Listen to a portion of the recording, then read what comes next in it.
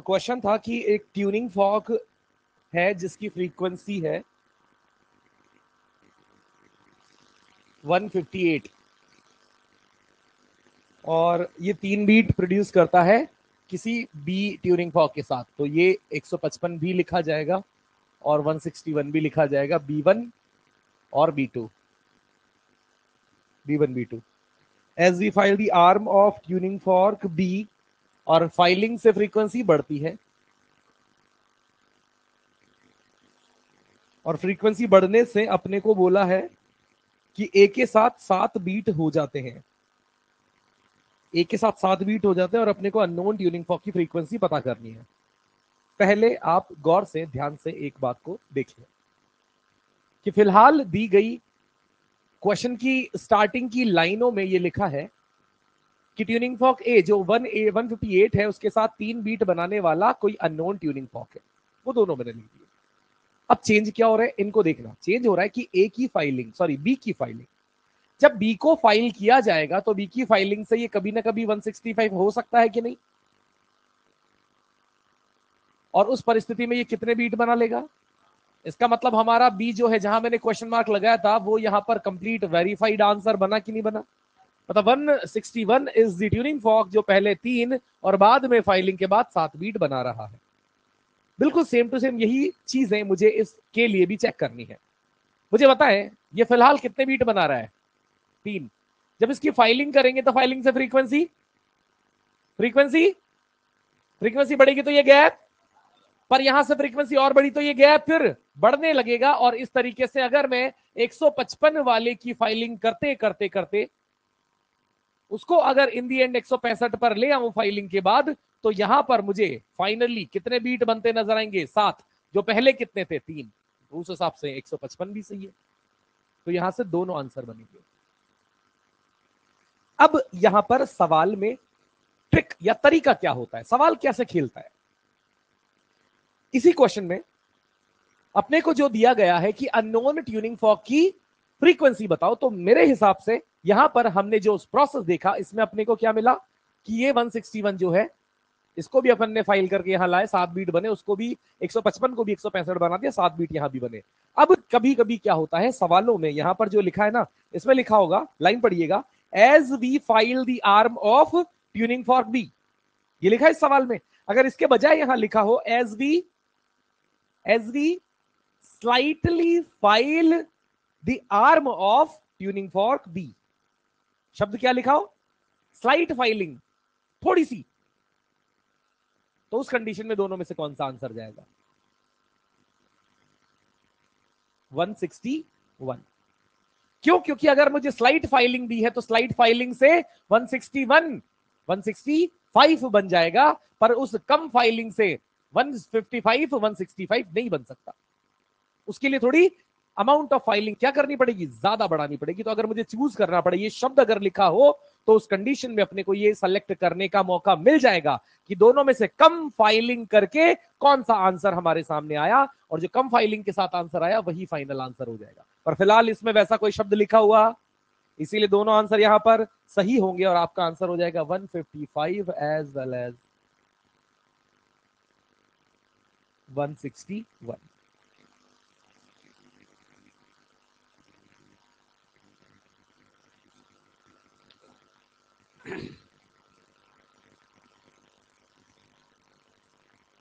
बड़े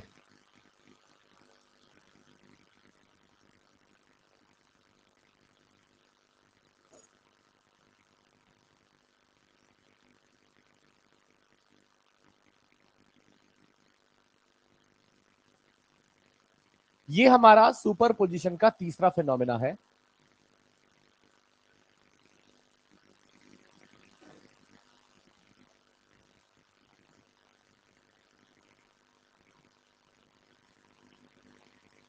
stationary wave और standing wave. जैसे हमने सुपर पोजिशन में पहले सबसे फर्स्ट फिनोमेना क्या पढ़ा, इंटरफेरेंस। तो हमने कहा इंटरफेरेंस हर कहीं तो हो नहीं जाएगा, कुछ प्रॉपर लिस्टेड कंडीशंस क्या रहेंगी, same frequency, coherent source, perfect. Beats में अपने को क्या स्टैंडर्ड टर्म मिला, अनइक्वल फ्रीक्वेंसी, अनइक्वल, और उसमें फ्रीक्वेंसी का डिफरेंस भी लेस देन 10, तो वहां पर हमें बीट मिले, बीट का पूरा फिनोमेना मिला। okay. अब यहां पर स्टेशनरी वेव की फॉर्मेशन के लिए जो सबसे जरूरी चीज है वो है कि हमारे पास यहां दो वेव इस प्रकार से हो कि दोनों की फ्रीक्वेंसी क्या हो, एम्पलीट्यूड भी क्या मान लूं, सेम, और वो दोनों वेव्स ऑपोजिट डायरेक्शन से आती हुई नजर आए। और कहा जाएगा कि जब दो वेव ऑपोजिट डायरेक्शन से आती हुई एक दूसरे पर सुपर इंपोज होती है, उनके सुपर इंपोज होने से जो फिनोमेना क्रिएट होता है उसी को स्टेशनरी वेव या स्टैंडिंग वेव कहते हैं।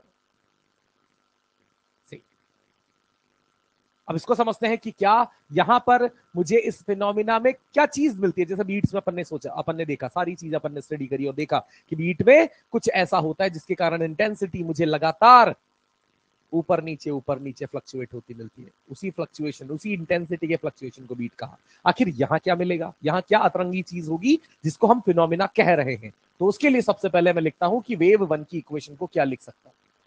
तो वेव वन की इक्वेशन को क्या लिखूंगा, बोले बोले, लिखेंगे ना ऐसा। ये दूसरी वेव है, वेव टू, जो दूसरी दिशा से आ रही है, इसकी इक्वेशन ए साइन ओमेगा टी प्लस के एक्स। बहुत बढ़िया, शाबाश। और हम क्या जानना चाहते हैं इन दोनों का रिजल्टेंट। दो वेव्स का रिजल्टेंट जानना है तो तीन चीजों पर डिपेंडेंसी रहेगी, A1 A2 और अपने को ये भी पता है A1 A2 में तो कोई ज्यादा विशेष परिवर्तन अपन ने किया नहीं है। सारा मुद्दा वापस से कहां आ जाता है, हमेशा की तरह डेल्टा फाई पर। और डेल्टा फाई यहां पर फेज डिफरेंस, और फेज डिफरेंस के लिए अपन यहां पर पहली वेव का फेज ये लिखा ब्रैकेट में, दूसरी वेव का फेज ये लिखा ब्रैकेट में, और मुझे फेज डिफरेंस चाहिए, घटाना पड़ेगा, पहला फेज माइनस, पर मैं वैसे घटाऊंगा कि बड़ा फेज माइनस छोटा फेज, ताकि डेल्टा फाई पॉजिटिव आ जाए। तो दोनों में से कौन सा बड़ा फेज है, नीचे वाला। क्या लिख दूं, माइनस ओमेगा टी से ओमेगा टी, और यहां पर ये के एक्स और प्लस के एक्स, 2 के एक्स, और इसको मैं लिखूंगा के इंटू 2x। ये हो गया डेल्टा फाई, और इसी डेल्टा फाई को के की वैल्यू 2 पाई/लैम्डा इंटू 2x, ऐसा हमें यहां पर रिजल्ट मिलता है। इसके वजह से, इसके कारण होता क्या है वो भी अपन समझेंगे।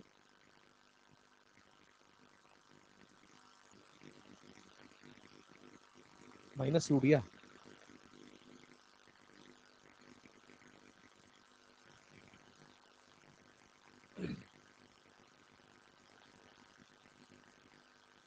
ओके। तो यहां पर हमें क्या देखने को मिलेगा, इसको अपन तरीके से समझते हैं। तो हमने यहां पर कहा कि ये जो दो वेव्स जा रही है, मतलब मेरा अभी कंसर्न ये है कि लगातार एक वेव इधर से आ रही है और यहां से भी लगातार एक वेव दूसरी दिशा से आ रही है, और अब उन दोनों के आने से, उन दोनों के सुपर इंपोज होने से हम ये देखना चाहते हैं कि आखिर हमें रिजल्टेंट मिलेगा क्या। तो हमने यहां पर एक एक्सिस खींच डाली। इस एक्सिस पर मैंने यहां पर एक पॉइंट अज्यूम किया x बराबर 0। मैं थोड़ी देर के लिए मैथ्स की जरा सी धज्जियां उड़ाऊंगा, थोड़ी सी देर के लिए, आपको पता भी नहीं लगेगा, है ना। और जब पता लग जाए तो मान लेना कि मैंने पहले ही कहा था, इतना सा तो चलेगा। तो बात हमें समझनी है। एक्चुअली मेरे सामने समस्या ये कि मुझे स्टेशनरी वेव की फॉर्मेशन समझनी है, तो कुछ भूल चूक लेनी देनी वाला मामला है। तो यहां पर अपन ने कहा कि सबसे पहले मैंने कहा एक एक्सिस मैं ले लेता हूं। इस एक्सिस पर इस पॉइंट को मैं, क्योंकि मुझे पता है कोऑर्डिनेट फ्रेम यूजर के हिसाब से चेंज किया जा सकता है। कोऑर्डिनेट फ्रेम में ओरिजिन कहां लेना ये डिसाइड करने वाला यूजर होता है। तो मैंने कहा मैं यहां पर x बराबर 0 इस पॉइंट पर मान रहा। x बराबर 0 में उस फॉर्मूले में लिखता हूं नीचे नीचे। x बराबर 0 लिखने पर डेल्टा फाई 0, यानी इस पॉइंट पर जहां पर हमारा डिस्कशन हो रहा है, जिस पॉइंट पर हमने x को 0 माना है, या यूं कह दूं ओरिजिन कंसीडर किया है, उस पॉइंट पर डेल्टा फाई क्या आ गया, और डेल्टा फाई 0 आ जाने को हम कहते हैं सेम फेज। क्या कहते हैं, सेम फेज। सेम फेज पर मिलने वाला रिजल्टेंट, सेम फेज पर रिजल्टेंट मिलने वाला जो होता है वो मैक्सिमम, और मैक्सिमम कितना होगा, a प्लस a 2a। तो मेरा सिंपल कंसर्न ये है कि मुझे पता है कि दो वेव्स, एक इधर से आ रही है, एक इधर से आ रही है, कैसे भी आ रही है, कुछ भी हो रहा है मुझे नहीं पता, बस हाँ एक वेव इधर से आ रही है, एक वेव इधर से आ रही है, दोनों के बीच का डेल्टा फाई मैंने लिखना सीखा है। और मैंने स्टार्ट की कहानी कि अगर x बराबर 0 हो वहां डेल्टा फाई 0 मिलेगा, और डेल्टा फाई 0 हो तो वहां पर रिजल्टेंट एम्पलीट्यूड कितना मिलेगा, मैक्सिमम, बोले तो 2a। इस पूरी कहानी में एक बार मैं आपको इस बात पर भी ध्यान दिलाना चाहूंगा कि जब हम यहां पर देख रहे हैं कि दोनों की फ्रीक्वेंसी सेम है तो ओमेगा टी यानी डेल्टा फाई में टाइम का कोई रोल, डेल्टा फाई में टाइम का जब कोई रोल नहीं होता है तो हमें समझ में आया था कि टाइम के साथ डेल्टा फाई नहीं बदलेगा, यानी टाइम के साथ रिजल्टेंट भी नहीं बदलेगा, जैसा कहा हुआ था इंटरफेरेंस में। तो एग्जैक्टली वही सेम बात यहां पर भी मैं रिपीट करूंगा। मैं कहूंगा कि ऐसा रिजल्टेंट फिनोमिना मुझे मिलेगा जिसमें समय के साथ कोई परिवर्तन नहीं होगा। मतलब यह है कि अगर उस पॉइंट पर x बराबर 0 पर डेल्टा फाई क्या मिला है, तो कल भी अगर मैं यही बात करूं तो कल भी x बराबर 0 पर डेल्टा फाई, टाइम चाहे कुछ भी हो जाए, अगर यहां डेल्टा फाई 0 मिलेगा तो यहां पर हमेशा ये रिजल्टेंट एम्पलीट्यूड जो मिलेगा वो 2a ही मिलेगा, हाँ या ना।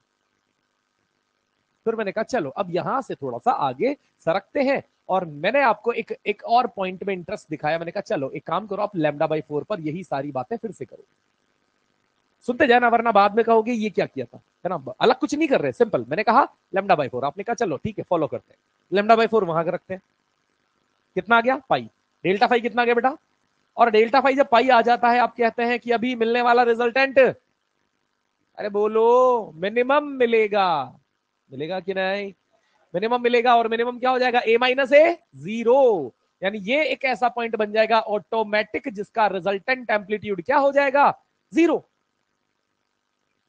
और आप अभी ये बात कह चुके हैं कि जहां एक बार 0 बन गया वहां हमेशा, जहां एक बार 2a बन गया वहां हमेशा, ये टाइम के साथ रिजल्टेंट चेंज होने वाला नहीं है, सही है। फिर यहां से मैंने कहा चलिए थोड़ा सा और आगे बढ़ते हैं, λ/2 पर आ जाते हैं, तो डेल्टा फाई बोलो,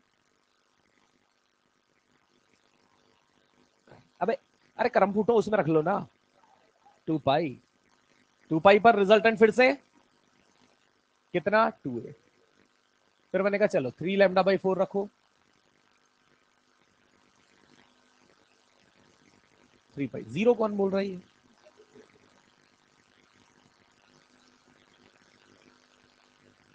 3 पाई पर रिजल्टेंट 0, ऐसे यहां पर लैम्डा पर 4 पाई, और 4 पाई पर रिजल्टेंट फिर से मैक्सिमम। और आप और हम ये बात पहले ही मान चुके हैं कि जहां जो रिजल्टेंट एक बार आ गया वो चेंज नहीं होगा, यानी कुल मिलाकर कहने की बात यहां पर ये है कि अगर यहां रिजल्टेंट 2a है तो यहां का पार्टिकल जीवन पर्यंत इसी 2a एम्पलीट्यूड से अपनी जगह पर क्या करने लगेगा, ऑसिलेट करने लगेगा, इसके ऑसिलेशन का एम्पलीट्यूड चेंज नहीं होगा, इतने से ही ऑसिलेट करेगा। पर आप ये भी जानते हैं ऑसिलेशन का मतलब ये नहीं होता कि ये यहां ही रहेगा, इसी पॉइंट पर रहेगा ना, ऑसिलेशन का मतलब होता है इस 2a एम्पलीट्यूड से ऊपर नीचे ऊपर नीचे ऊपर नीचे लगातार चलता रहेगा, आता जाता रहेगा, सही बात है। और ये बेचारा पॉइंट जिसका एम्पलीट्यूड क्या मिला, ये कभी कभी ऑसिलेट ही नहीं कर पाएगा, क्योंकि इसका एम्पलीट्यूड 0 है, और 0 एम्पलीट्यूड मतलब ऐसा पार्टिकल जो मीन पोजीशन पर है और वहीं पर बना रहेगा, ये वाइब्रेट ही नहीं करता। फिर यहां पर आगे एक और पॉइंट आ गया जहां पर एम्पलीट्यूड ये भी पूरा जाएगा, ये फिर 0, ये भी पूरा जाएगा, ये फिर से आगे एक और 0, ऐसे अल्टरनेटिवली। क्यों अल्टरनेटिव, क्योंकि मुझे पता है अगर एक बार डेल्टा फाई 0 है तो उसके आगे पाई भी होगा, तो फिर 2 पाई भी आएगा, फिर 3 पाई भी। ऐसा नहीं होगा कि 2 पाई के बाद सीधा 4 पाई आ जाएगा, 2 पाई और 4 पाई के बीच की गणित में 3 पाई जरूर आएगा, और जरूर आएगा तो एक दो ऐसे मैक्सिमम एम्पलीट्यूड वाले पॉइंट्स के बीच में एक मिनिमम वाला, फिर मिनिमम फिर मैक्सिमम फिर मिनिमम फिर मैक्सिमम, और वो सारे पॉइंट्स जब इन दोनों वेव्स के मिलने से ऐसी चीज जो बनती है, और जिन जिन पॉइंट्स पर एम्पलीट्यूड मैक्सिमम मिलता है उन सारे पॉइंट्स को ए फॉर एंटी नोड कहा जाता है, और वो सारे पॉइंट जहां पर परमानेंटली 0 मिलता है उन पॉइंट्स को नोड कहा जाता है। यानी इस मीडियम में उन दो वेव्स के मिलने से मीडियम में ढेर सारे ऐसे पॉइंट डिस्ट्रीब्यूट हो गए जिसमें कहीं नोड कहीं एंटी नोड, कहीं नोड कहीं एंटी नोड, कहीं नोड कहीं एंटी नोड ऑटोमेटिकली डिस्ट्रीब्यूट हो चुके हैं, और जो नोड बना है वो जीवन पर्यंत नोड ही रहेगा, और जो एंटी नोड बना है वो एंटी नोड ही रहेगा। Anti node means a point with high privilege, means highest amplitude, सही बात है। तो यहां पर ये पूरी सीक्वेंस हमें मिलेगी, और वेव यहां पर जब बनेगी ना उन दोनों के मिलने से, तो वेव की अल्टीमेट शक्ल बना के बताता हूं। वेव अगर यहां पर ये वाला पार्टिकल अगर यहां है, कहीं तो होगा ना बेटा, ये वाला पार्टिकल कहीं तो होगा, जिस मौके पर ये वाला पार्टिकल यहां है, वेव की शक्ल ऐसी नजर आएगी। और आप ये मत सोच रहे हो ये ऐसी रस्सी ऐसी नजर आएगी ना, रस्सी ऐसी नजर नहीं आएगी। अगर यही चीज हमारे पास, ये वाला पार्टिकल अगर यहां ना होकर यहां होता, तो ये वेव की शक्ल ऐसी नजर आएगी। बात समझ में आई कि नहीं आई? यानी सारे पार्टिकल अपनी जगह पे ऐसे डांस कर रहे हैं, मतलब ऑसिलेट कर रहे हैं। कभी ऊपर, एक ये ऊपर है, फिर नीचे आएगा, तो ये रस्सी का पूरा पूरा शेप ऐसा बनता नजर आएगा। इन शॉर्ट मैं पहले वाला ही यहां पर बना देता हूं, और मैं कह देता हूं कि अगर यहां से हम पार्टिकल को पिक करते हैं, तो बाकी सारे पॉइंट्स का हमें शक्ल ऐसा नजर आएगा, जिसमें मुझे ये नजर आ रहा है कि यहां इसको, जिसको हमने क्या कहा है, नोड, इसको क्या कहेंगे, एंटी नोड, इसको एंटी नोड, इसको नोड, ऐसे ढेर सारे पॉइंट्स हमें दिखाई दे रहे हैं। और फिर से मैं कहता हूं, नोड वो सारे पॉइंट जो ऑसिलेट, नो एंटी नोड वो सारे पॉइंट जो मैक्सिमम एम्पलीट्यूड से ऑसिलेट। और मजे की बात यहां पर क्या समझ में आती है, इसका मतलब ये हो रहा है, यहां से तो ऐसा नजर आ रहा है कि हर पार्टिकल का एम्पलीट्यूड अलग अलग है। अरे हाँ, जैसे एक बार फिर से मैं बना देता हूं, इस रस्सी को गौर से देखें। ये रस्सी जो यहां पर इस तरीके से बनाई गई है, अच्छे से बनाएंगे,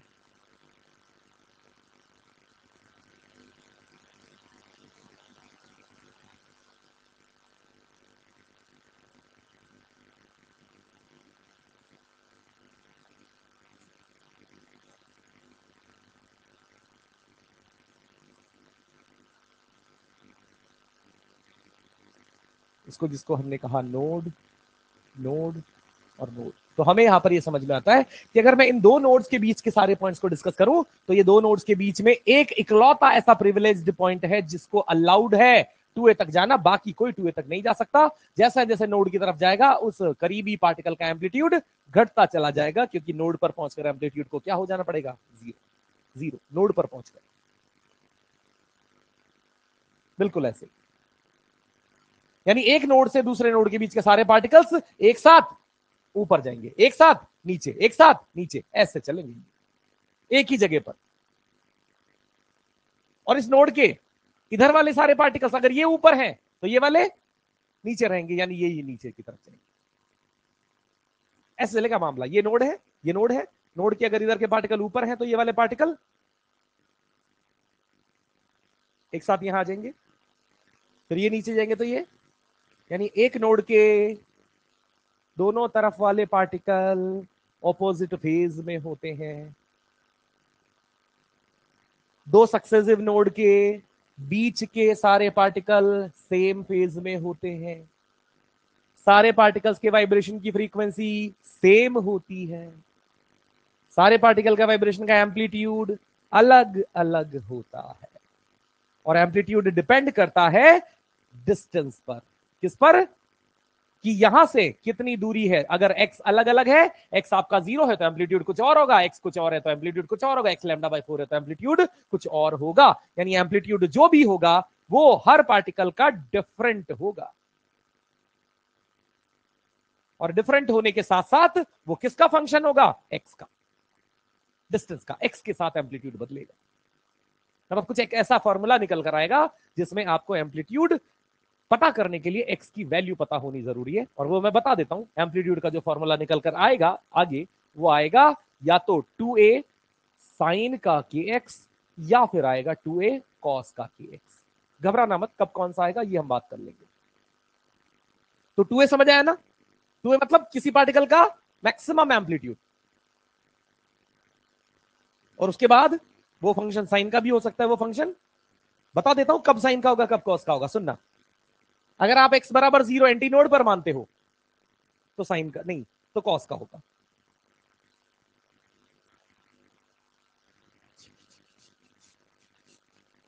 समझ आई बात?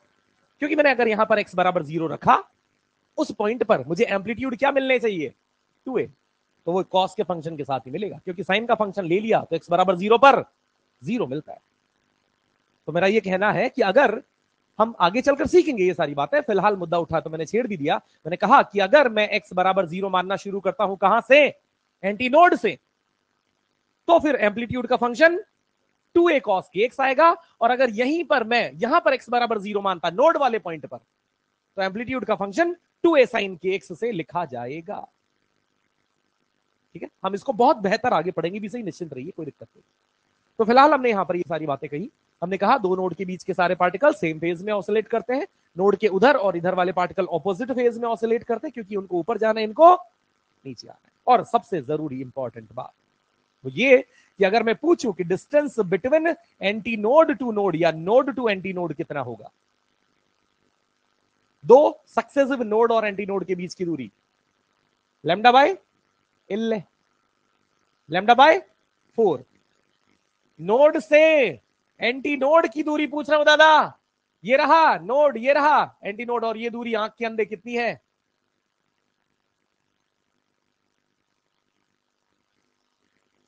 और यहां पर अगर मैं पूछूं नोड से नोड की दूरी, ये देखो, ये रहा नोड, ये रहा नोड, और ये दूरी लैम्डा बाय 2। और अगर यहां पर पूछा जाए एंटी नोड से एंटी नोड की, तो वो भी सेम, क्योंकि ये रहा एंटी नोड, ये रहा एंटी नोड, और यहां से यहां की दूरी लैम्डा बाय 2। ये याद रहेगा? पक्का? छापे।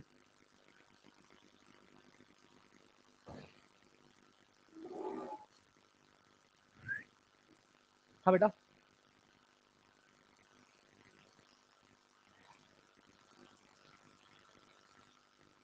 ये लिख ले, बताता हूं।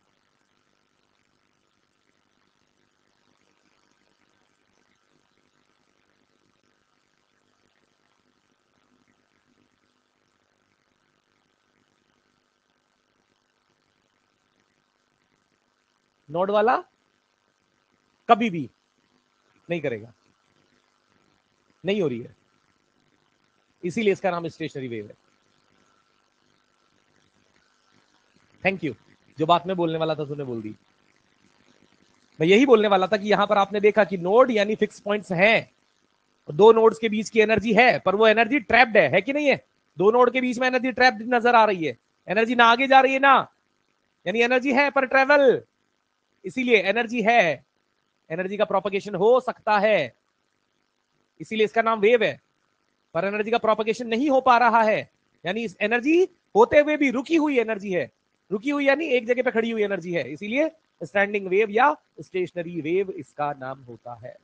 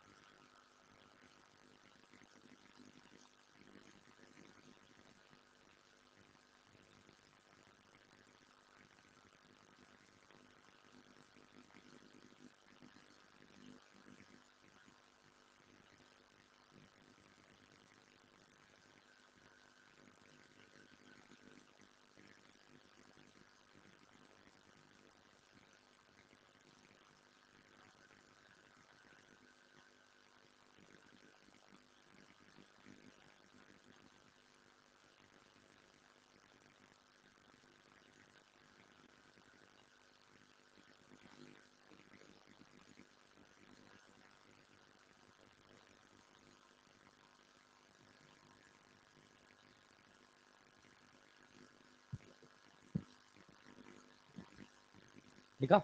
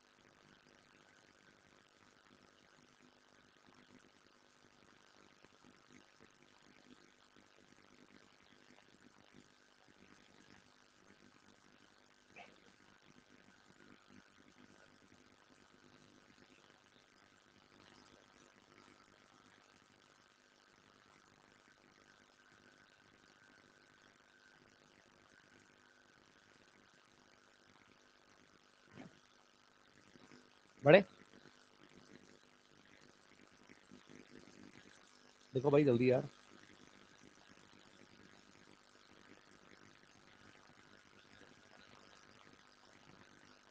पर जो रिजल्टेंट मिल रहा है उसमें काफी कुछ डिफरेंस है। इसमें एनर्जी ट्रैप्ड हो गई है, एनर्जी प्रोपोगेट नहीं हो रही है, ऐसे बहुत सारे अलग अलग प्रॉपर्टीज मिल रही है।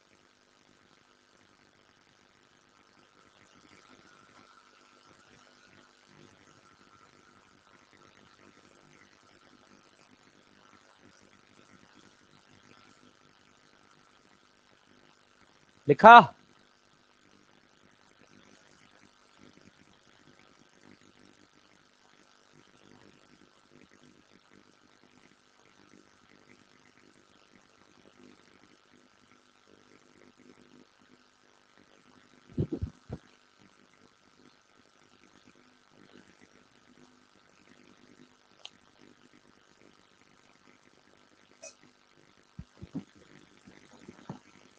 बड़े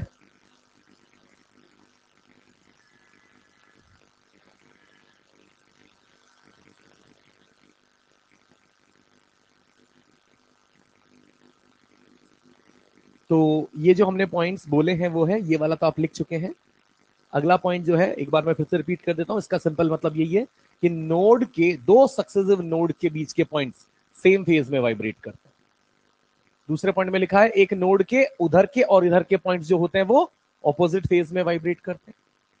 ये वाला पॉइंट है जिसमें हमने ये कहा है कि जब रिजिड एंड होगा, रिजिड एंड मतलब एक ऐसा एंड जिसको अपन ने बिल्कुल टाइट पकड़ के रखा है, फिक्स पॉइंट है, और जो पॉइंट फिक्स है वहां पर बाय डिफॉल्ट हमेशा नोड ही बनेगा। और जो पॉइंट अपन ने फ्री छोड़ रखा है, यानी जिस पॉइंट पर अपन फ्री एंड देखेंगे, ये हम बात करेंगे भी सही, रेजिडेंट फ्री एंड, तो वहां पर जहां पर फ्री एंड होगा वहां हमेशा अपने को एंटी नोड की फॉर्मेशन मिलेगी। तो ये चारों पॉइंट एक बार आप तुरंत लिख लें।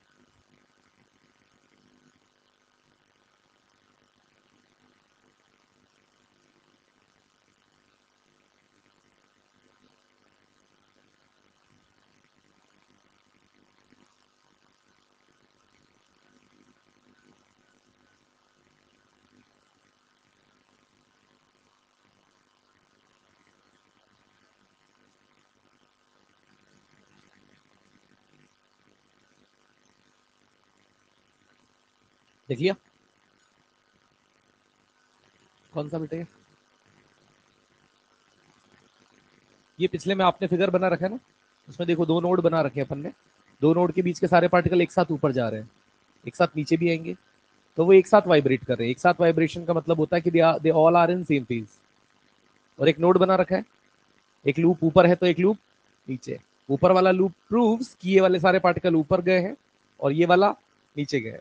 तो they are moving in opposite direction, they are in opposite phase.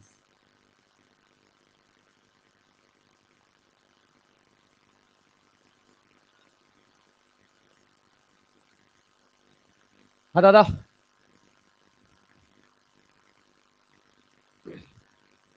तो अब यहां पर जो इंपॉर्टेंट बात निकल कर आती है वो ये है कि चूंकि आपने यहां पर कहा कि मुझे सारी कहानी में वेव्स चाहिए, ऑपोजिट डायरेक्शन से वेव्स आनी चाहिए, मिलनी चाहिए, तो क्वेश्चंस में या हमारे काम की जो बातें उनमें क्या पूछा जाता है कि वेव आ रही है और मुझे बिल्कुल ऐसी ही वेव दूसरी तरफ से आती मिलनी चाहिए।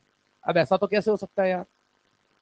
तो ऐसा उन जगहों पर हमें देखने को मिलता है जहां पर बिल्कुल एक सेम वही वेव जा रही हो और आगे कोई क्या हो, बाउंड्री क्या हो, और उस बाउंड्री से वेव टकराकर वापस आ रही हो। अब सोचो, कुछ आ रहा है इधर से, इधर बाउंड्री है, बाउंड्री से रिफ्लेक्ट होकर एक वेव वापस आ रही है। तो अब यहां पर क्या हो गई, एक आती वेव हो गई और दोनों की फ्रीक्वेंसी क्या रहेगी, और उस तरीके से अपने को क्या मिलेगा, स्टेशनरी वेव का फॉर्मेशन मिलेगा। तो जो भाई ने कहा कि सर ये प्रैक्टिकली कहां होता है, रियलिटी यहां पर क्या है, तो यही चीज अपन यहां पर कह सकते हैं कि अगर आप तरीके से देखें कि अगर एक रस्सी मैंने पकड़ी है और मैं यहां से उस रस्सी को वाइब्रेट करा रहा किसी ए एम्पलीट्यूड के साथ, और यहां से लगातार वेव जाएगी, वहां सामने दीवार है, कोई खंबा है जहां पर वो रस्सी एंड हो रही है, वहां से वेव टकराकर वापस आएगी।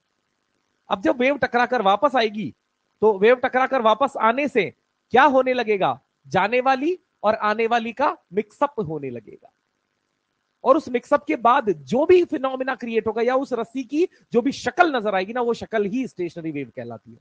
और वो कैसी नजर आएगी इस सबसे आपको कोई मतलब नहीं है ना? और अगर मतलब है तो उसके लिए थोड़ी सी अपने को एनिमेशन देखकर मेहनत करनी पड़ेगी। अधिक जानकारी के लिए YOUTUB करके है वहां पर, नहीं बेटा ना इस पे एनिमेशन चलेगा, और जहां चलेगा वो अलाउड नहीं है। तुम्हारे 2 मिनट के मनोरंजन के लिए मैं मेरी 10 मिनट की 10 दिन की मेहनत खत्म नहीं कर सकता, है ना? तो अधिक जानकारी के लिए अपने साधनों का उपयोग करें। यहां पर हम बात करते हैं, हमने कहा कि अब चूंकि मैंने कहा है कि अगर मुझे सिमिलर वेव्स दो ऑपोजिट डायरेक्शन से चाहिए तो उसके लिए तरीका है रिफ्लेक्शन। अब ये रिफ्लेक्शन भी यहां पर ना बहुत धोखेबाज है, दो तरीके का रिफ्लेक्शन निकल कर आता है और हमें ये टू दी पॉइंट बात सारी समझ में आनी चाहिए। पहला, यहां पर मैं समझा देता हूं, पहला रिफ्लेक्शन का टाइप है जिसमें ये यहां पर एक रस्सी हमने अज्यूम की है और यहां पर एक खंबा, एक पोल हमने रख दिया है, और इस पोल पर यहां पर क्या लगा दी, गिठान लगा दी इस रस्सी के साथ, फिक्स, रिजिड। मतलब ऐसा मैंने गिठान लगाकर फिक्स बांध दिया इसको कि ये पॉइंट चाहकर भी वाइब्रेट नहीं कर सकता। दूसरा, कि मैंने यहां पर रस्सी ली, पोल लिया, और इस रस्सी को गिठान लगाने के बजाय एक रिंग नुमा आकृति के साथ वहां पर बांध दिया, और उससे क्या होगा, उससे होगा ये कि रस्सी वाइब्रेट करेगी तो ये रिंग भी ऊपर नीचे स्लाइड कर सकती है। मतलब ये रस्सी का एंड है कि नहीं है, पर ये चलने फिरने को फ्री है कि नहीं है, इसीलिए इसका नाम क्या है, ये भी रस्सी का एंड है पर यहां पर ये फिक्स है और इसीलिए इसका नाम क्या है, रिजिड एंड। अब यहां पर अपने को टेक्निक वाइज बात करनी है कि फ्री एंड और रिजिड एंड पर टेक्निकली क्या होता है, इस बात को गौर से समझिएगा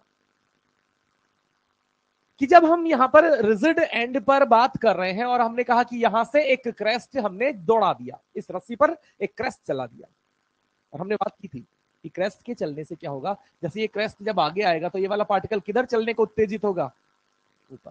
हाँ क्या ना, क्यों, क्रेस्ट। जब क्रेस्ट वहां उस पॉइंट पर पहुंचेगा तो उस पॉइंट पर क्या बनेगा, क्रेस्ट। यानी मोमेंटरीली आपको ये पार्टिकल उस क्रेस्ट के अप्रोच होने से किधर की तरफ मूव करता नजर आएगा। तो जब ये क्रेस्ट अंत में यहां पहुंचेगा तो ये वाला पार्टिकल भी किधर जाना चाह रहा होगा, पर जा, क्योंकि रिजिड एंड है।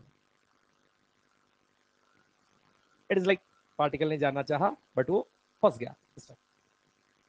और उसके कारण वहां पर जो उस आने वाले वाइब्रेशन का मोमेंटम किधर ले जाना चाहता था इसे, उस मोमेंटम को रोक दिया गया। और जब किसी मोमेंटम को, जैसे बॉल होती है ना, बॉल बॉल अगर दीवार से टकराई तो बॉल का दीवार से टकराकर मोमेंटम पलट जाता है, गायब नहीं होता मोमेंटम, पलट जाता है। बिल्कुल वैसे ही यहां पर इस क्रेस्ट के आने से ये पार्टिकल जाना तो चाहता था किधर, पर इसको रिजिड एंड ने रोक लिया, और रोक लिया तो यही वाइब्रेशन डायरेक्शन पलट लेगा, टक्कर के ठीक बाद डायरेक्शन पलट लेगा। यानी जो क्रेस्ट जैसा शेप है, टक्कर खाकर वो ट्रफ में बदल जाएगा,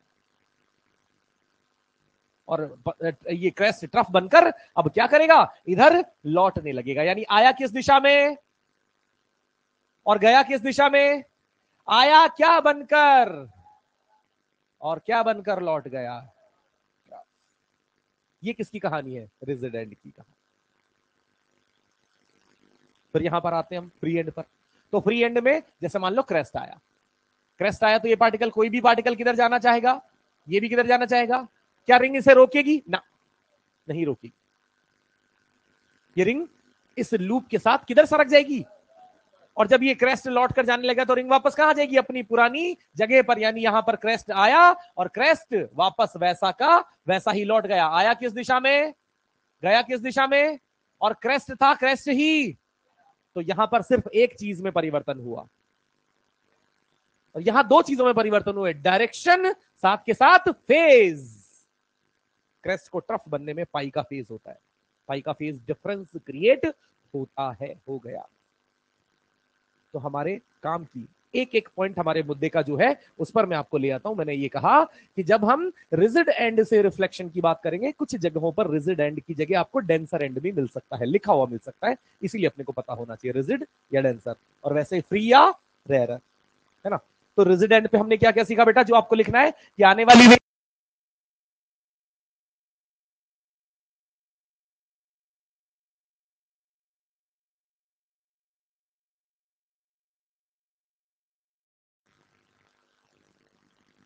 आजा, तो आजा।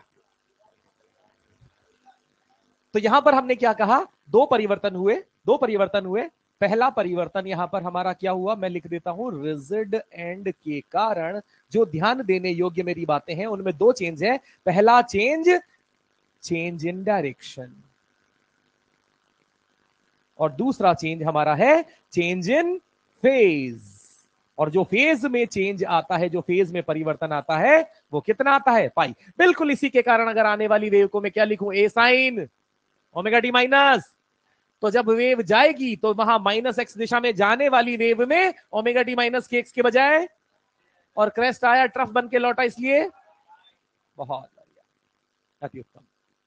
और अब इस चीज को हम थोड़ा सा गणितीय तौर पर इसको इंप्रूव कर लेते हैं, क्योंकि मैं जानता हूं एएसटीसी रूल कहता है कि अगर कहीं पर पाई प्लस थीटा साइन के साथ लिखा हो और आप चाहते हैं पाई गायब हो जाए, तो ये माइनस कॉस नहीं होता दादा, माइनस साइन। कॉस तब होता है जब यहां पाई की जगह पाई बाई टू होता। साइन को कॉस में बदलने के पीछे जिम्मेदार पाई बाई टू है। अगर 180 है तो साइन साइन ही रहेगा, बस वहां पर माइनस का फेज आ जाता है। तो ये इक्वेशन आप आगे से फाइनली इस पाई को गायब करके क्या लिख देंगे, माइनस। आई बात समझ में। जबकि यहां पर हमने क्या कहा, वेव आई, वेव गई, गई किस दिशा में, माइनस एक्स दिशा में। फेज में कोई change, no change in phase, और नो चेंज इन फेज हमने लिखा है। इसके कारण अगर आने वाली वेव ये है तो सिर्फ दिशा बदलो, दिशा बदलने के लिए माइनस का प्लस हो गया, खत्म। Only change in direction. लिखे लिखे जल्दी लिखे।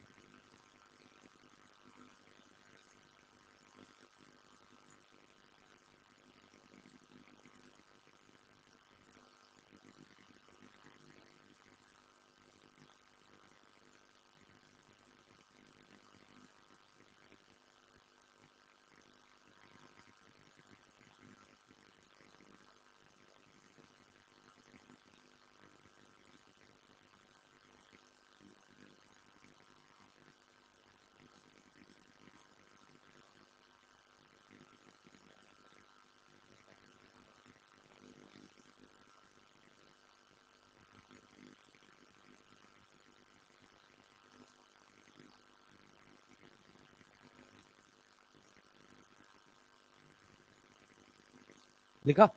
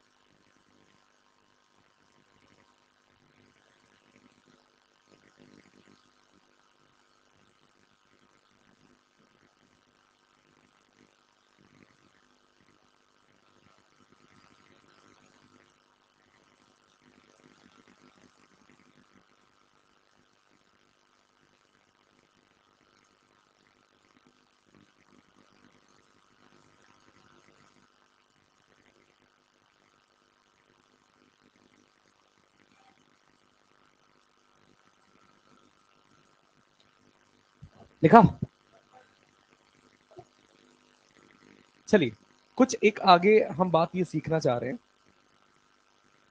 कि जैसे हमने कहा कि हमारे पास एक वेव है, ये वेव किसी ए एम्पलीट्यूड की है, ये वेव इस रेजिडेंट से टकराकर जब वापस जाएगी और वापस जाते में हमें इसका एम्पलीट्यूड क्या मानना है, ए। क्या मानना है, एम्पलीट्यूड ए। पर ये हमेशा नहीं मानना। जब कुछ नहीं कहा जाए, जब सिर्फ ये कहा जाए कि वेव आई, टकराई और टकराकर वापस गई, तो आप कह देंगे कि क्वेश्चन की साधारण लैंग्वेज का साधारण जवाब मेरे पास है और मुझे समझ में आता है जितनी वेव, जितनी एनर्जी आई, अगर उतनी एनर्जी वापस चली गई तो आने वाली का एम्पलीट्यूड और जाने वाली का एम्पलीट्यूड क्या मानूंगा, सेम। पर कभी कभी यहां पर क्या होता है, ये कहा जाता है कि अगर यहां पर एनर्जी आई 100 या कोई एक्स एनर्जी आई और उसका कुछ परसेंट यहां से लौटी, कुछ परसेंट यहां से लौटी, तो आप उस कंडीशन में कहेंगे, जैसे मान लो 100 आई और 50% यहां से लौटी, तो अब उस कंडीशन में ये पूछा जाएगा कि बताओ अगर आने वाला एम्पलीट्यूड ए है तो जाने वाला, रिफ्लेक्ट होकर जाने वाला कितना होगा, तो आप कहेंगे ए बाय 2। नहीं, गलत। अबे जब 100 मतलब पूरी कुछ एनर्जी आ रही है तो एम्पलीट्यूड ए है, जब आधी एनर्जी जाएगी तो भी यही रहेगा एम्पलीट्यूड। अबे घनचक्कर, आई प्रोपोर्शनल ए स्क्वायर, चमन, आई प्रोपोर्शनल ए स्क्वायर। और आई प्रोपोर्शनल ए स्क्वायर है, अगर आई यानी इंसिडेंट इंटेंसिटी या इंसिडेंट एनर्जी लौट कर आधी गई है तो amplitude A by A by √2, A by √2 जाएगा। ये स्क्वायर में इसमें कंफ्यूजन हो रहा ना, तो कोई दिक्कत नहीं है, हम काम आसान कर देते हैं। मैं लिख देता हूं आई रिफ्लेक्टेड अपॉन आई इंसिडेंट बराबर ए रिफ्लेक्टेड अपॉन ए इंसिडेंट का, मैंने कहा रिफ्लेक्ट होके कितना जा रहा है 50, इंसिडेंट आ कितना रहा है 100, रिफ्लेक्टेड मुझे पता करना है और इंसिडेंट को क्या माना ए, ये वाली चीज मुझे पता करनी है ना। तो मैं क्या करूंगा, पहले तो इसको इससे काट के अंडर रूट कर दूंगा 1/2, इधर स्क्वायर है ना बेटा, अंडर रूट करेंगे तो कितना हो जाएगा 1/√2 बराबर ए आर बाय ए, तो ए आर बराबर क्या हो जाएगा ए अपॉन √2। तो आप रटना नहीं है कुछ, आपको बस ये ध्यान रखना है कि अगर मुझे इंटेंस एनर्जी दी हुई है और एनर्जी से एम्पलीट्यूड को रिलेट करना है तो ऐसा फॉर्मूला जो हम जानते हैं उसका उपयोग करेंगे। सही बात है ना। तो यहां पर ना लिखने के बजाय एक सवाल के साथ अपन ये लिखें और दिमाग लगाओ।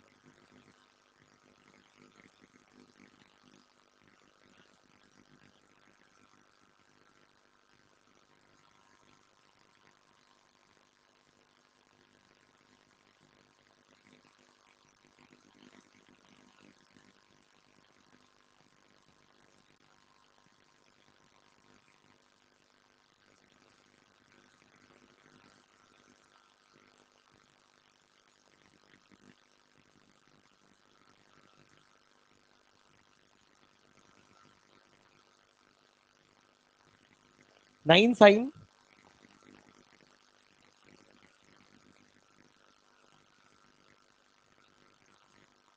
डायरेक्ट, और ये भी तो चेंज करेंगे ना दादा, डेंसर मीडियम, डेंसर मतलब रेजिडेंट, तो फेज कौन चेंज करेगा? क्या आवाज है तेरी? -9 साइन बीटी माइनस ए एक्स। बढ़िया। कुछ लोग समझ नहीं पा रहे छोटी छोटी सी बातों को, मतलब होता है ना कि ये वो मेरा कोई भाई था जिसको ये पता नहीं लगता था गेम कितनी तेजी से आ रही है, कहाँ आ रही है, किस दिशा में आ रही है।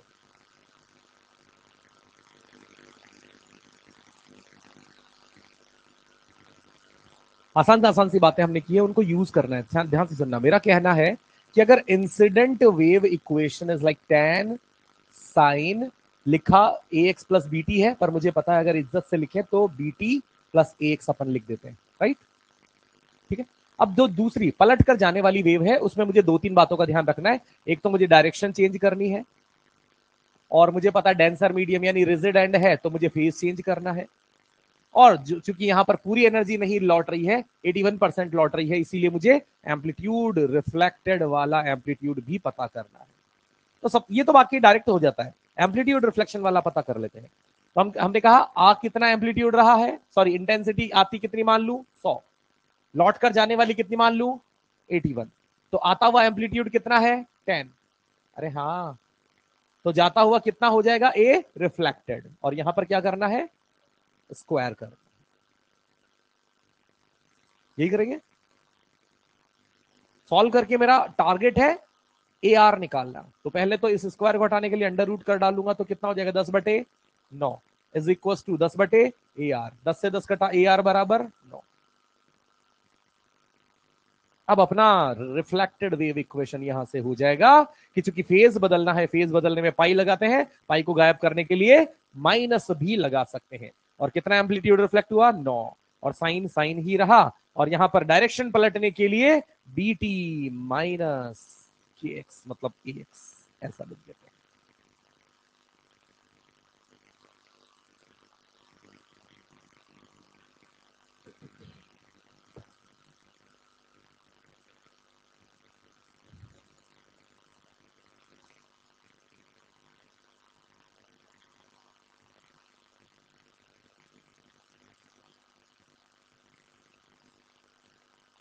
बताओ, जरूरत नहीं पड़ेगी, ये तो एक्सट्रीम लेवल है। जनरली होगा क्या, सिंपल, एनर्जी आई एनर्जी गई, वेव आई वेव गई, तो ए आया एम्पलीट्यूड तो ए ही भेजना है। ये अपने वर्स्ट केस देखा है कि अगर वो कह दे कभी को कि यार नहीं पूरी नहीं भेजनी, 81%, 64%, 50%, 40% ऐसे एनर्जी अगर रिफ्लेक्ट होकर जाएगी तो फिर अपन ये टेक्निक लगा सकते हैं, क्योंकि फॉर्मूला अपने को पहले से पता है। बढ़ा दूं आगे। अब हम आते हैं इस बात पर, हमने क्या क्या सीख लिया मैं आपको एक बार सीक्वेंस से बताता हूं। मैंने ये सीखा कि स्टेशनरी वेव के लिए चाहिए दो ऑपोजिट डायरेक्शन से आती वेव, उसके लिए क्या होना चाहिए रिफ्लेक्शन। रिफ्लेक्शन के दो टाइप होते हैं वो मैंने सीखा, दोनों टाइप में क्या क्या चेंज होते हैं ये भी हमने देखा, एक में सिर्फ डायरेक्शन बताती है, एक में डायरेक्शन और फेज बदलता है, ये भी अपन ने प्रॉपर सीखा हुआ है, राइट। अब हम बात करेंगे कि उनके मिलने से जो इक्वेशन बनती है, स्टेशनरी वेव की जो इक्वेशन बनती है वो नजर कैसी आती है। तो देखिएगा कि इक्वेशन ऑफ स्टेशनरी वेव है, गौर से देखना, इक्वेशन स्टेशनरी वेव की। अब कोई भी आती वेव की इक्वेशन जो हम लिखते हैं, क्या लिखते हैं हम, ए साइन ओमेगा टी माइनस के एक्स। आप भी जानते हैं जरूरी नहीं है हर बार लिखी गई मैथमेटिकल इक्वेशन में सिर्फ और सिर्फ साइन का फंक्शन हो सकता है कहीं पर क्या हो, कॉस का फंक्शन भी हो सकता है। तो मैंने शुरुआत से ही दो अलग क्लासिफिकेशन बना लिए, और मुझे रटना नहीं, कुछ भी याद नहीं करना मुझे यहां से, सिर्फ जो मैं कह रहा हूं उन बातों को रिलेट करना है।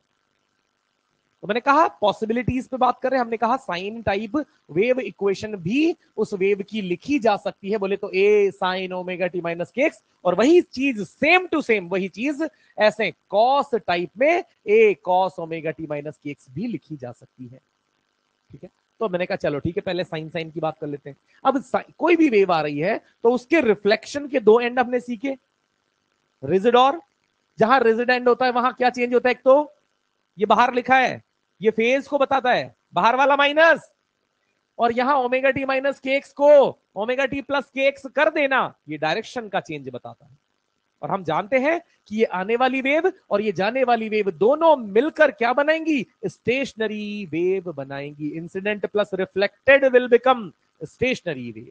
और जब हमें करना नहीं है, बस हमें ये समझना है कि इसको और इसको जोड़ा जाता है तो वो रिजल्ट कुछ ऐसा। यानी हमने क्या कहा, हर पार्टिकल एक जगह पर एसएचएम करेगा, हर पार्टिकल अपनी ही जगह पर एसएचएम करेगा। बस हाँ, हमने ये कहा कि हर पार्टिकल का एम्पलीट्यूड अलग अलग होगा, हाँ के ना। और इसीलिए यहां से हमें समझ आता है कि किसी भी पार्टिकल का एम्पलीट्यूड बताने के लिए ये फंक्शन है। मैंने बताया था ना, 2a sin के एक्स या 2a cos के एक्स किसको बताएंगे, उस एसएचएम करते पार्टिकल के एम्पलीट्यूड को बताएंगे। तो यही चीज वहां पर है। ये जो के एक्स 2a sin के एक्स लिखा हुआ फंक्शन है, ये किसको बता रहा है, एम्पलीट्यूड को बता रहा है। और आप समझ चुके हैं, आपने यहां पर ये देख लिया है ध्यान से कि चूंकि 2a sin के एक्स है, और साइन में मैंने क्या कहा था कि अगर साइन के एक्स होगा मतलब उस किनारे पर ले लेते पीछे, कोई दिक्कत नहीं है, देख लेंगे। कहां था, तो हमने यहां पर क्या कहा था कि अगर हमारे पास साइन और कॉस का फंक्शन है, और अगर यहां पर इस एंड पर, सॉरी हमारा फिलहाल क्या है, रेजिडेंट, रेजिडेंट।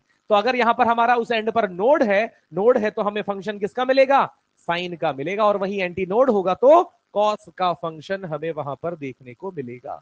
तो बात यहां पर यही निकली कि चूंकि फिलहाल क्या है ये, तो रेजिडेंट में 2a साइन के एक्स, फ्री एंड में क्या हो जाएगी वही चीज, 2a कॉस के एक्स।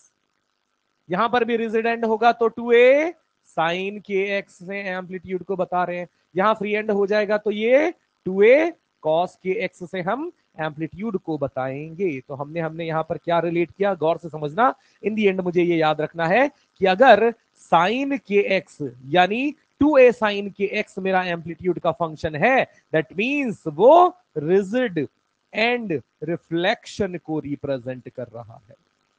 और वहीं अगर मेरा यही फंक्शन 2a cos के एक्स होता तो ये किसको रिप्रेजेंट करता, ये फ्री एंड रिफ्लेक्शन को रिप्रेजेंट करता। बस ये चीज याद रखनी है एक बात, कि रिजिड एंड है या फ्री एंड है, उसके लिए कुछ और कुछ भी नहीं देखना, ये इससे कुछ मतलब नहीं है। आपको सिर्फ ये देखना है कि एक्स का फंक्शन 2a साइन के एक्स है तो रिजिड एंड वाला रिफ्लेक्शन है, 2a cos के एक्स है तो फ्री एंड वाला रिफ्लेक्शन है। दूसरी चीज, दूसरी चीज कि इक्वेशन का नेचर साइन के फॉर्म में लिखा गया है या कॉस के फॉर्म में लिखा गया है। यानी पूछ लेगा ना कि इंसिडेंट वेव की इक्वेशन बताओ, तो वो इंसिडेंट वेव की इक्वेशन में दो टाइप हमने सीखे, या तो साइन टाइप हो सकता है, या अब कैसे पहचानना है इसके लिए भी ऊपर की जानकारी का कोई मतलब नहीं है। सीधी सी बात कि अगर लिखी गई स्टेशनरी वेव की, चार स्टेशनरी वेव की इक्वेशन लिख रहे हो, दिख रही है अपने को, 1 2 3 4, इसके ऊपर क्या लिखा है उससे मुझे कोई मतलब नहीं है, मुझे सिर्फ अंत से मतलब है। यहां जिन जिन जगहों पर एक फंक्शन साइन का और एक फंक्शन कॉस का दूसरा, उस जगह पर साइन टाइप वेव मिलती है।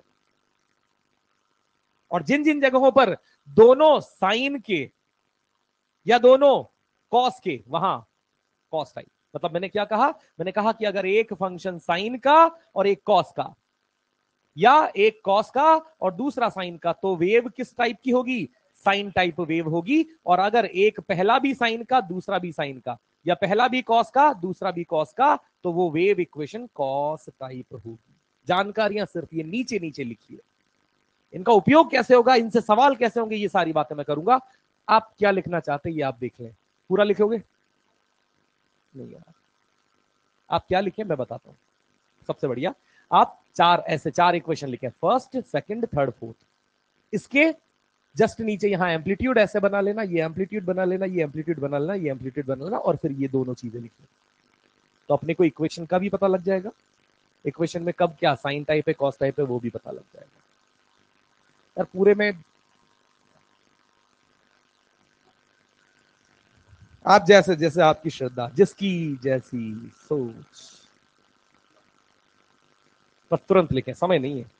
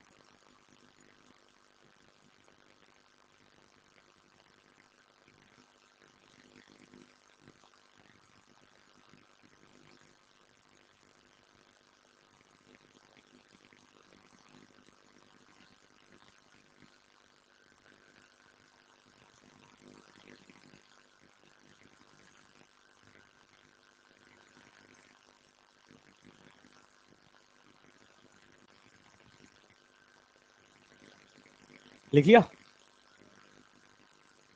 हो गया भाई? कौन है कछुआ छाप भैया, जल्दी लिखो ना यार।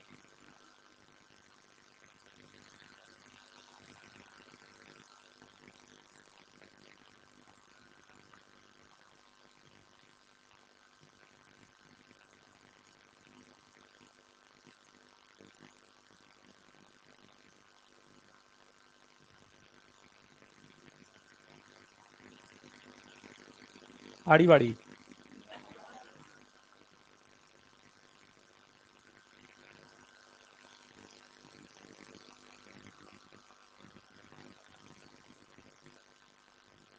बड़े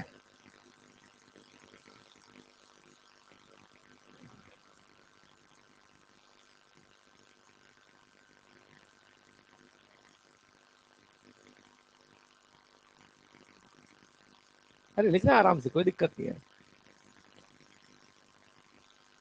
इधर भाई लोग, हो गया? चलो,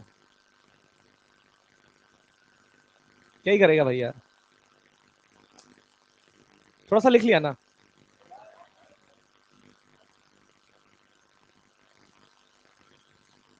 वो एक तेरे साइड वाले ने फोटो खींच लिया, वो तेरे को ब्रेक में लिखवा देगा। हाँ, तो ये थी जो कहानी मोटी मोटी, ये अपन ने देख ही लिए, उसको पीछे लिख ही लिया है। तो यहां से अपन आगे बढ़ते हैं सवाल पर। इस सवाल में हमें आइडिया, जो भी हमने सीखा है उसके रियल टाइम एप्लीकेशन कैसे होंगे किसी सवाल में, वो अपने को यहां पर देखने हैं, वो अपने को बताने हैं कि कैसे टाइप ऑफ रिफ्लेक्टर, मतलब रिजिड एंड है या फ्री एंड है, वो अपने को बताना है। वेव का टाइप कैसा है, साइन टाइप है या कॉस टाइप है, ये अपने को बताना है। इंसिडेंट वेव या रिफ्लेक्टेड वेव की इक्वेशन कैसे लिखी जाएगी, वो अपने को यहां पर सोचना पड़ेगा।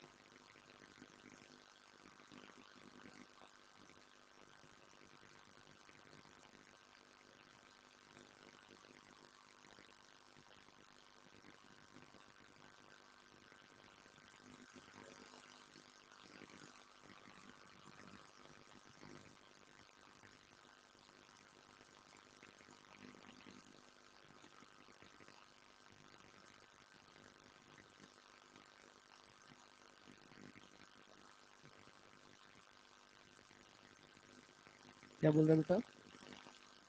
कितनी क्लास और है?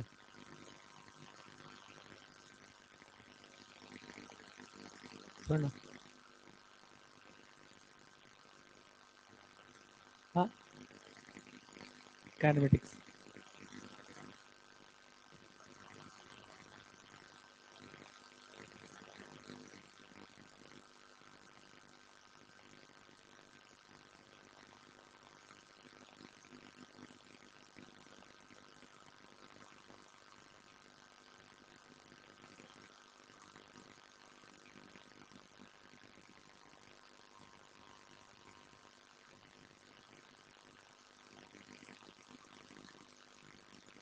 बड़े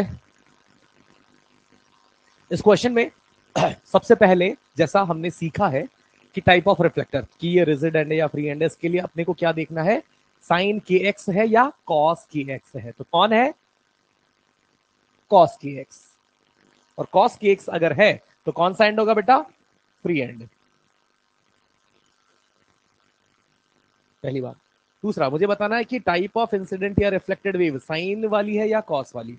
तो दोनों सेम सेम फंक्शन है, कॉस कॉस, तो क्या हो जाएगा? Cos type.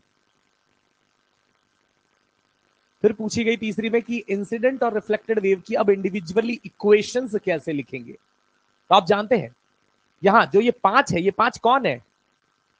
2a। ये 5 क्या है? 2a, maximum of stationary wave. और हम जब यहां पर किसी इंसिडेंट या रिफ्लेक्टेड वेव की इक्वेशन देखते हैं तो उसमें एम्पलीट्यूड क्या होता है? ए। अरे ए आएगा, ए इधर से आएगा तो ना मिलकर ये मैक्सिमम। हमें तो यहां पर इंसिडेंट और रिफ्लेक्टेड वेव की इक्वेशन बतानी है, तो उसमें ए मतलब 2.5, यहां पर भी 2.5। एम्पलीट्यूड सॉर्टेड है, ढाई आधा क्यों किया? पता लग रहा है ना। दूसरा, यहां पर इसकी इक्वेशन किसके फॉर्म में है? कॉस। यहां भी कॉस। अब आ रही है तो प्लस में आती मान लू, तो प्लस में आती मान लू तो क्या लिखूंगा? ओमेगा टी माइनस ये कौन? Omega T 60 pi T minus के एक्स पाई एक्स बाय 6। दूसरे वाली में जब रिफ्लेक्ट होके जा रही है उसमें क्या हो जाएगा? 60 pi t plus pi x by 6। और यहां पर एंड कौन सा है? फ्री एंड पर फेज नहीं चेंज करना, इसीलिए यही ब्रैकेट खत्म कर देंगे। अगर वही रिजिड एंड होता तो यहां पाई भी जोड़ना पड़ता।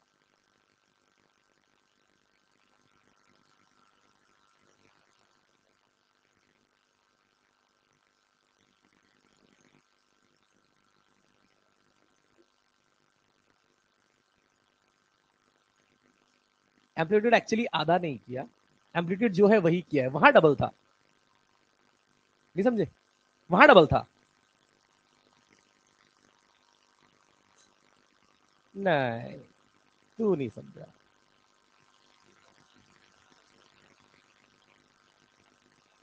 जब आने वाली वेव में ए होगा, रिफ्लेक्ट होकर जाने वाली वेव में ए होगा, तो उनसे मिलकर बनने वाली स्टेशनरी वेव में यहां क्या मिला?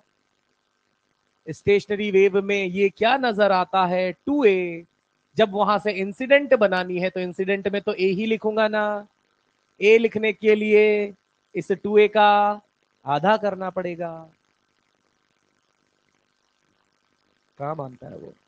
तो यहां पर इस तरीके से हमने देखा, एक चीज लिखी एम्पलीट्यूड एट पोजीशन एक्स, तो वो हम जान चुके हैं। किसी पोजीशन एक्स पर एम्पलीट्यूड क्या लिखेंगे बेटा? 5 कॉस पाई एक्स बाय 6। मैंने बताया था ना एम्पलीट्यूड एक्स का फंक्शन होता है, तो ये पूरा पूरा एम्पलीट्यूड का फंक्शन हो गया।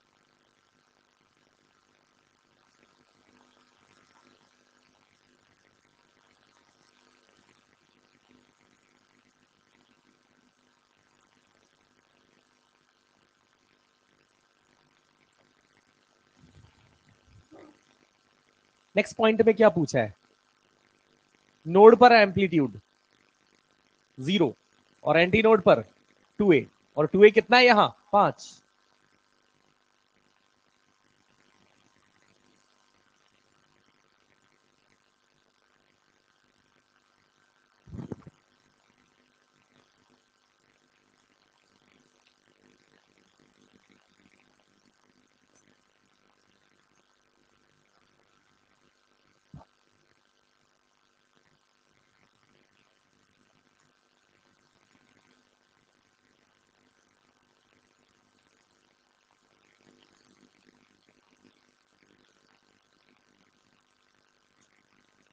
Distance between two successive nodes lambda by 2।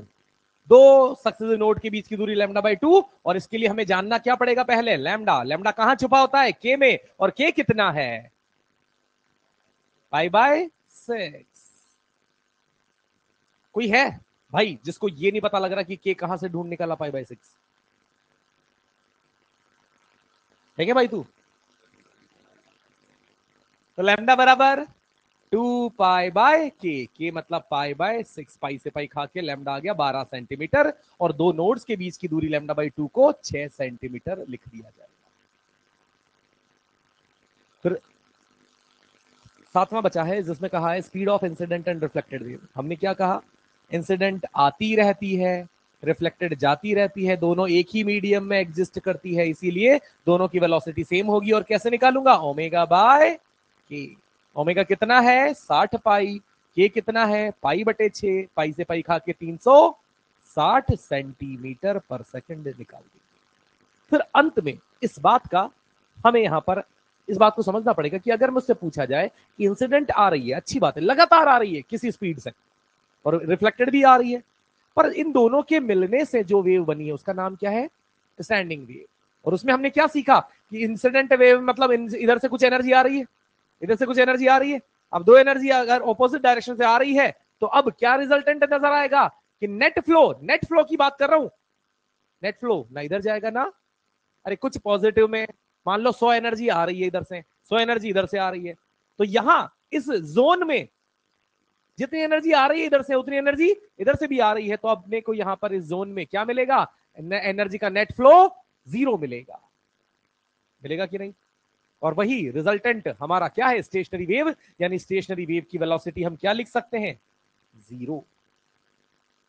या यूं भी हमने कहा था, इसको यूं भी सीखा था कि नोड और नोड के बीच की एनर्जी ट्रैप हो गई है, ये एनर्जी इन दो नोड से एस्केप करके कहीं भाग नहीं सकती, वो फिक्स है, वो वही है, जहां है वहीं बनी रहेगी। और एनर्जी का प्रोपगेशन ही वेव कहलाता है। यहां एनर्जी है पर प्रोपगेट, इसीलिए उस बिना प्रोपगेट करने वाली एनर्जी की वेलोसिटी 0 हमने लिख दी है।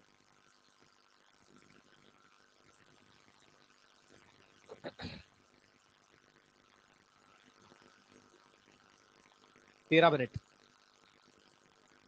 पुराना हिसाब।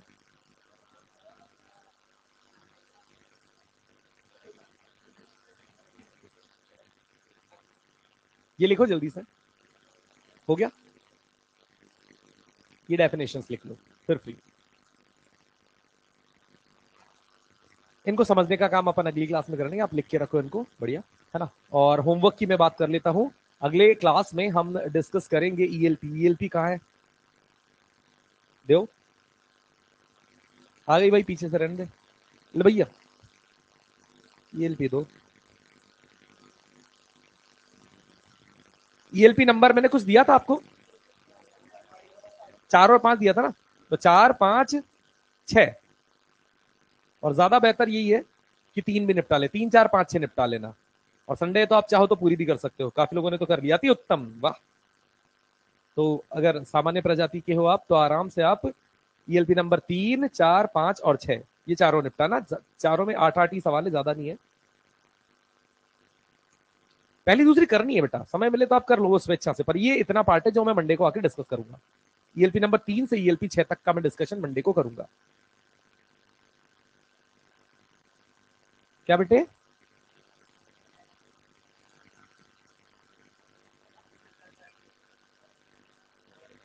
नहीं नहीं नहीं नहीं नहीं नहीं, 13 और 3 मिनट और जल्दी जा रहा हूं मैं, 16। और एक्सरसाइज 1 में अपना हमने कहां तक दिया था, वो ठीक है, उतना काफी है। ईएलपी को ध्यान से देख लेना आप, है ना।